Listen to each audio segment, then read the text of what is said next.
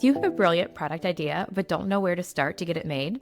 Or are you looking to level up your product but afraid to take it overseas? If so, you're in the right place. Hi, I'm Jackie.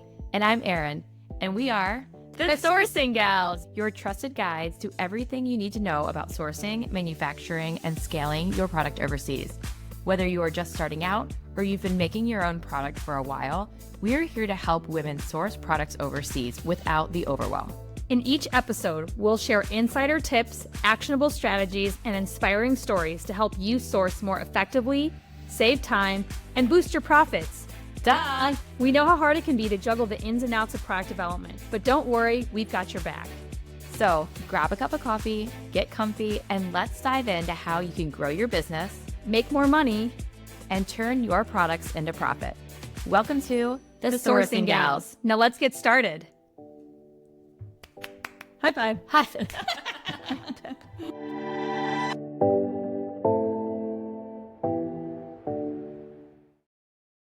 So excited to be here for another episode of The Sourcing Gals.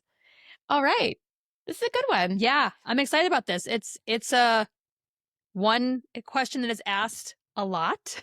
It's one of the most important questions, to be honest, when you're talking about bringing a product to market is, can I afford it? How much is it going to cost me? And can I make money selling it? Yeah, I think behind how do I find a factory, it's what will my product cost to make are the two top ticket items, I guess. I would say so. So I'm excited to dig into this. I think we're going to have a lot of great information to help try to answer these questions and not have you have analysis paralysis, and on the road to launching your product. So right, because it's information that nobody tells you. And like I said in the intro, it is a bit of a chicken and egg. Mm-hmm.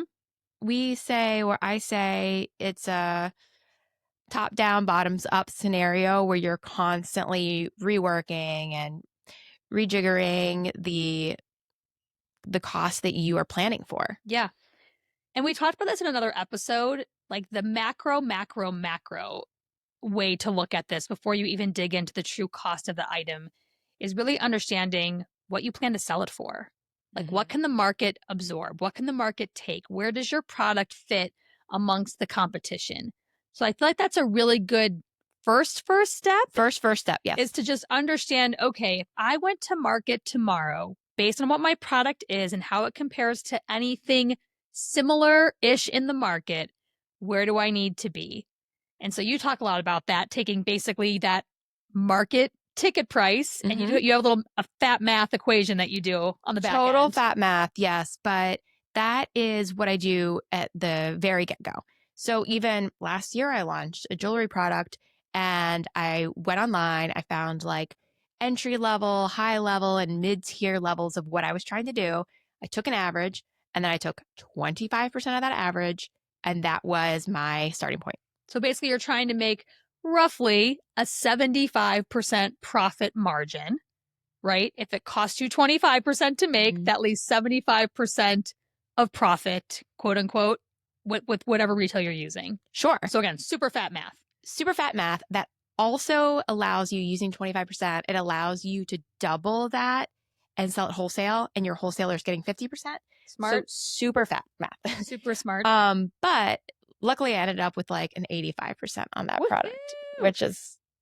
And we'll talk about profit margins in another episode. Oh, yeah. Because you are going to be shocked when you realize what most retailers are making when it comes to the product margin. However, there's a lot of other costs on the back end that we'll get into again, future episodes, but it is important to start with as high of a profit margin as you can. We'll talk through some of the extras in regards to cost, and then obviously a whole separate episode can be talked about when it comes to actually marketing of your business and the costs associated that your product then takes a hit on. Oh, absolutely. So today we're going to talk about the actual cost of the product, not all of the kind of overhead that goes into the business of selling the product. But we can say if you can be in that 70 plus sweet spot to start, like you're setting yourself up for success on multiple levels. Sure. You'll have enough money to wholesale it and you'll have enough money for the marketing piece of it. So let's get into it. Yes. So COGS, we talked about that in our acronyms episode. It stands for cost of goods sold. And that's like all in. And if I dissect that word, you're going to have your first cost, which is the cost the factory is going to charge you, and then shipping and duties and all of those. So we're going to start out by talking about the factory level. So what is the cost of your idea to get it made at a factory, at a maker, what have you? What's the cost of that idea? And that is something that's really hard to estimate, but you can go on like an Alibaba and get an idea. It's probably going to be very low. I would inflate that idea, Yep. but it's going to include the materials. It's going to include the factory labor. It's going to include packaging for the product at the product level. So we're not talking about packaging when you send it to your customer. We're talking about, we'll get to that. We're talking about the labels that are inside the neck of, well, that's not packaging, that's trims. Yeah, We call that trims. but yes, but all these things are making like ding, ding, ding. These are all the components that go into your first cost, assuming you've told the factory that you do want a label in your product. Oh, yeah. And you do want packaging for your item, right? So, because there might be a way that the factory might just cost you literally the raw good.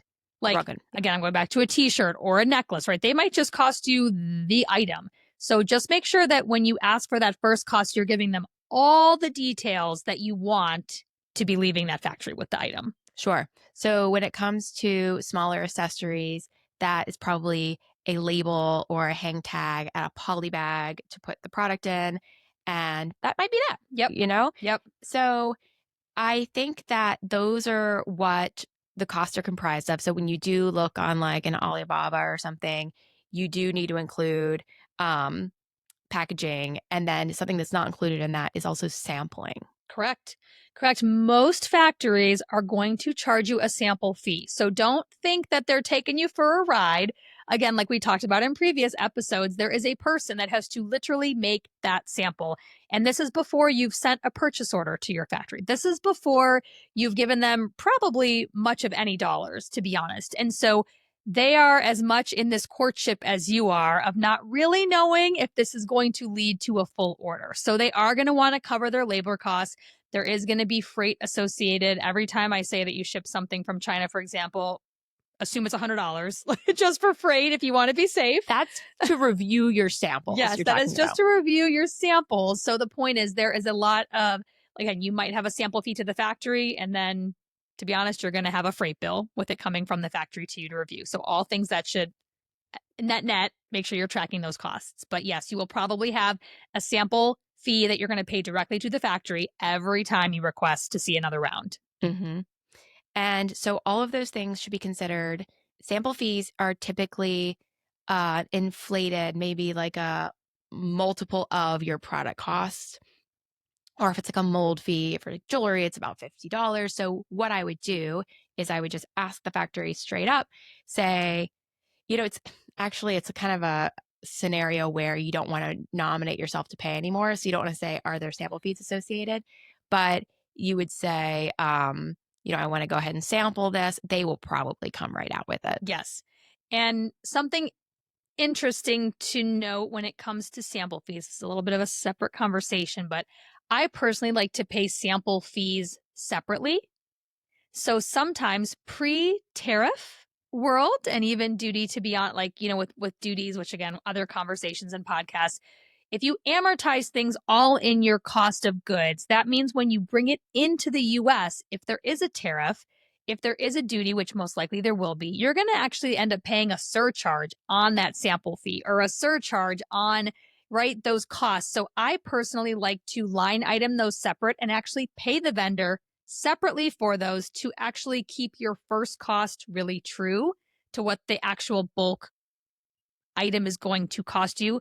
As a business owner, it is important that you account for your sample fees in your margin. So I'm talking two different points of view here, but I would technically ask your factory to send you a separate invoice for all of those sample fees, any R&D, so you're not then going to pay a duty and a tariff on the goods when you bring it in. Yes, that is important. And I think that when you are doing your math in your computer at your desk, you're trying to determine if this product cost is going to work for the brand scenario you have in your mind. Use a spreadsheet, start using some of these estimates we're throwing out and add on those sample fees. You can amortize them across your fee just so that when you're doing your internal calculations of what it's going to cost you to make the product, it's included. But it is better to pay them separately for tariff duty purposes, for the actual like financials of it. Correct. So that's your first cost. Yeah. Truly the item cost, which would include ideally, the cost to sew or make, material, packaging, trims and details. Yep. Now, what's next though? There's many more things that get layered onto that first cost beyond just what the factory is charging you. Yes. So beyond factory costs, you're talking about hidden, I'm going to say hidden fees. I'll Yep. use air quotes, and landing costs. So shipping it to where you are from where the factory is at, duties associated if you're shipping from overseas, customs or brokers fees if you're using a import broker, and storage fees if you have a distribution center, or even if you're storing it in your house and you have to put it in a separate room. These are all things that are important to consider. But I would say if you truly just want to look at costs out of pocket, it's going to be freight, duty Correct. are the main ones. Going to be the main driver. And duty is a public number. Correct. Tariffs. You can look them up online. ChatGPT can help.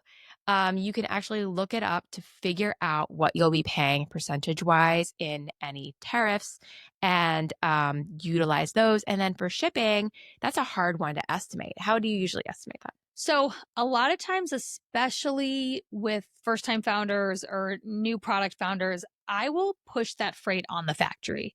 I will really try to have my factory estimate that for me and even bring the goods in, especially when we're talking about tariffs and duty and all these things happening right now. So, your factory will be able to really help you estimate that if they're doing the work themselves. If not, and you're having to use a third party broker, I would be asking them, to be honest, because freight is a very hard thing to calculate. Freight rates are constantly changing depending on the supply and demand of the market. It kind of trades like the stock market a little bit. So I really would rely on the way in which you're bringing the goods in. So if that's your factory, I would request a rough estimate. If that is a third party logistics company, I would probably request an estimate for a similar item, right? So if you're not exactly sure, find a like item in the market, roughly how many items you're looking to ship. Your factory can give you how many units roughly will fit in a carton. And then if they're not the ones actually importing the goods, then you can go to your third party importer and say, okay, I'm looking at bringing in 3 cartons, roughly this width by this length by this height, and here is the weight. And it all can come from your factory and off to your third party logistics. If you're also going to just use your own FedEx account, you can literally go into FedEx and plug it in, the DIMs, the weights, and it'll tell you what it is. Yes.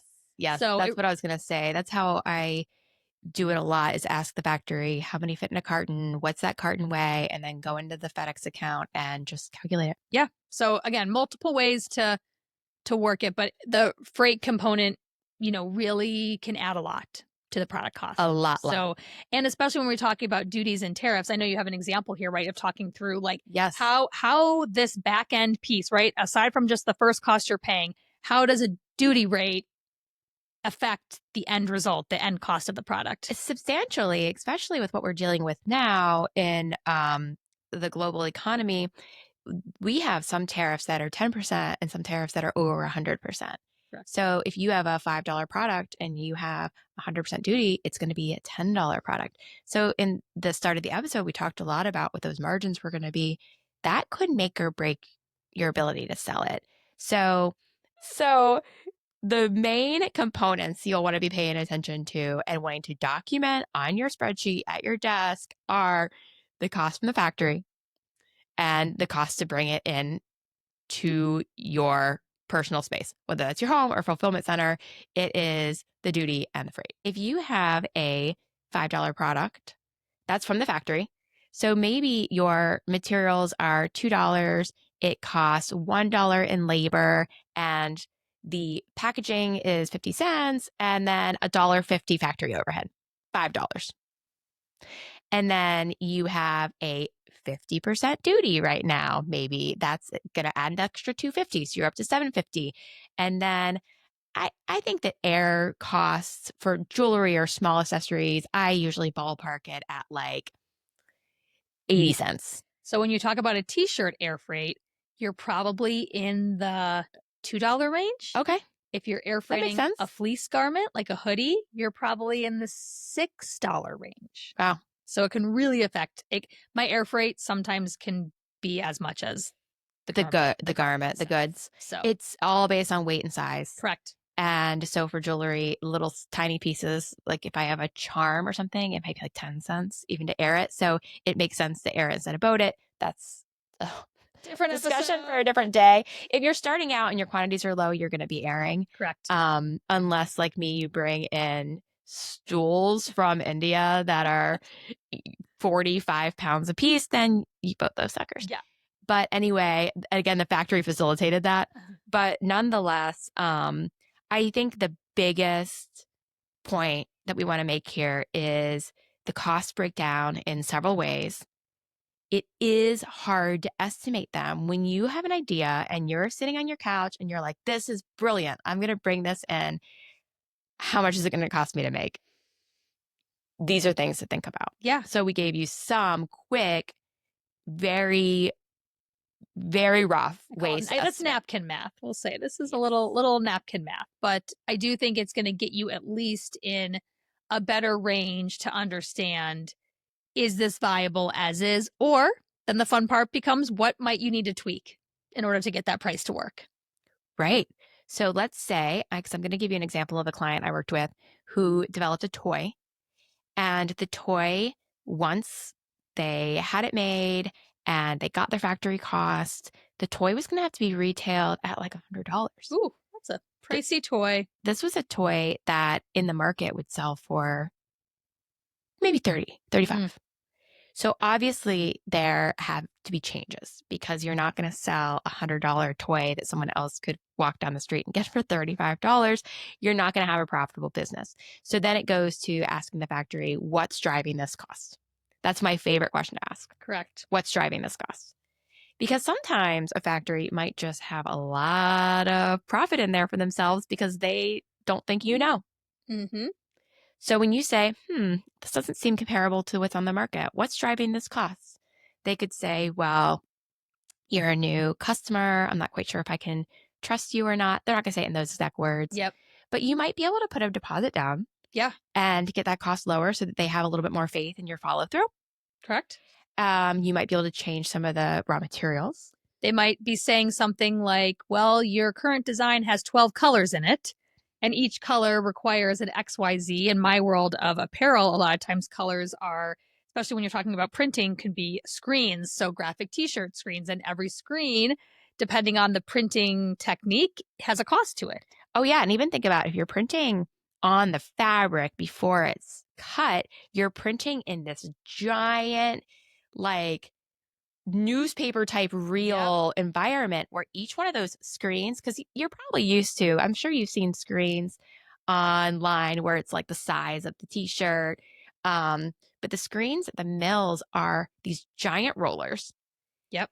That roll out the screen in the fabric form. Yeah, and a lot of times they're metal even. There yes, could be they are metal. So you're talking about, they might say things like plate fees, and you're literally having to pay for these metal cylindrical drums that are going to make, and 12 colors makes a difference between 8 colors, makes a difference between 4 colors. So again, a lot of the times we might ask for the Mercedes-Benz, and then what has to happen is you might chip it down a little bit and get to a place where you still feel it's a viable product, but also commercially acceptable from a price and costing standpoint. Right. So things like, I always use the example of a placed pattern.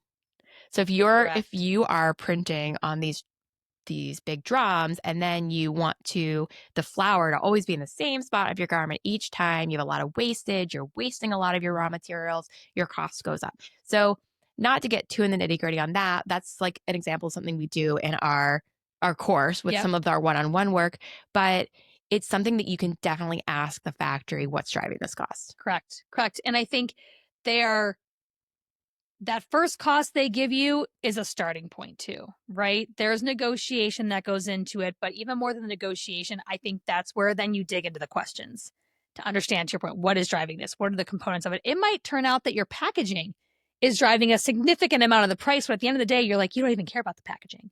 But because they're making a custom box and they're going to print it in this many colors again. So just sometimes just asking questions and being curious might get you to a very different end place than where you start.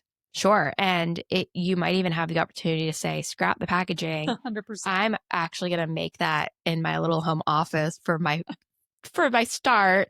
Yeah. And then I'll move to something later. But you have the ability to tweak and dial this up or dial that down based on your cost needs.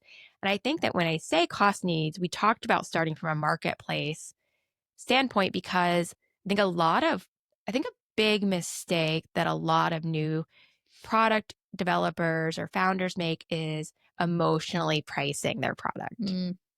They are like, their heart's in it. They're like, this deserves to be sold at blank price. And maybe it does, but also like, what can the market handle? Yes, I think this is a really good example. So when I launched Piper and Mint, I definitely knew I wanted to be a luxury pajama brand, but at the same time, I'm helping women with night sweats. And I don't want that to be something that is not attainable for the average woman to achieve as well. Of course.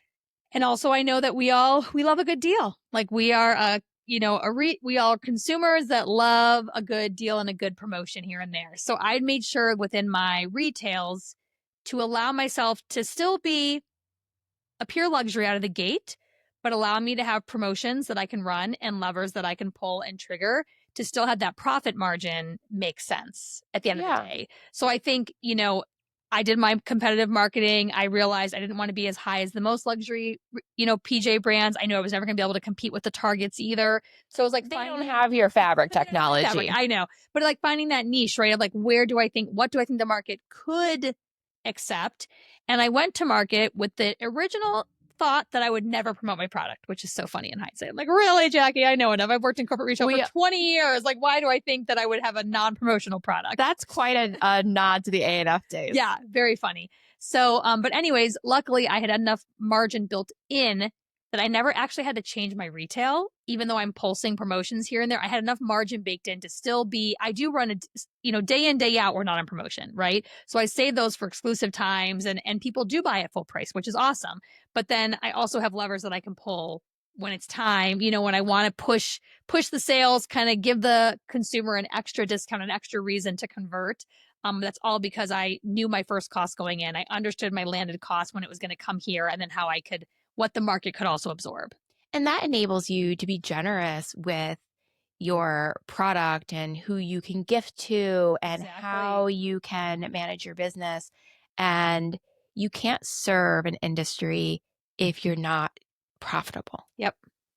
It's the most important thing. And again, we'll have a separate episode about the other back end of launching a product to market. But I think it starts with the first cost. It starts with your landed cost. It starts protecting yourself and knowing everything that goes into the product piece so that you can have a healthy, sustainable business. And as Erin kept mentioning, we have our own Excel charts, cost documents to really help you. So these are things that you're going to be able to have access to when you join our coursework.